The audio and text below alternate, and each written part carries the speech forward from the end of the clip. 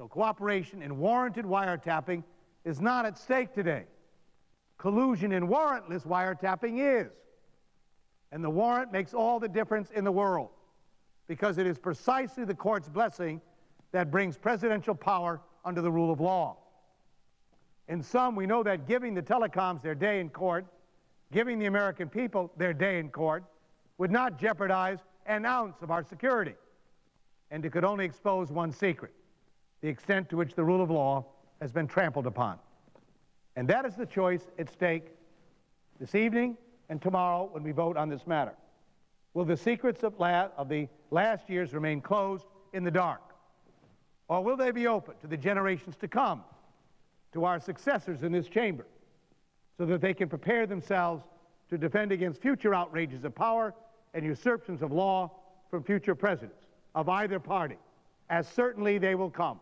As certainly they will come. 30 years after the Church Committee, history repeated itself. Even though I probably thought, or they did in those days, this will never happen again. Well, here we are again. And as certain as I'm standing here this evening, at some future time, there'll be an executive here, a president, who will seek to compromise the very same principles. And just as we reached back 30 years ago during this debate to a hallowed time when another Senate, faced with similar challenges, reached entirely different conclusions than we're about to make, some future generation will reach back to ours and ask, what did they say? What did they do? How do they feel about this? What actions did they take?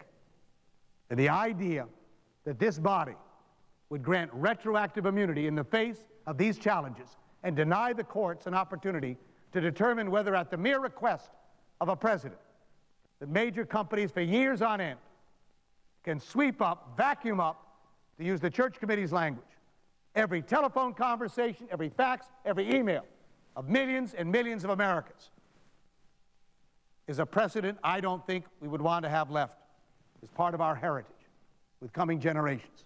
And believe me, they will look back to us. If those who come after us are to prevent it from repeating again, they need the full truth. Constitutional lawyer and author Glenn Greenwald expressed the high stakes this way, Mr. President, and I quote him: "The Bush administration will be gone in 11 months. But in the absence of some meaningful accountability, all of this will remain. If these theories remain undisturbed and unchallenged, and all of these crimes go uninvestigated and unpunished, that will have a profound impact on changing our national character and further transforming the type of country that we are." End of quote. And that is why we must not see these secrets go quietly into the good night. And I'm here this evening because the truth is no one's private property. It belongs to every one of us, and it demands to be heard.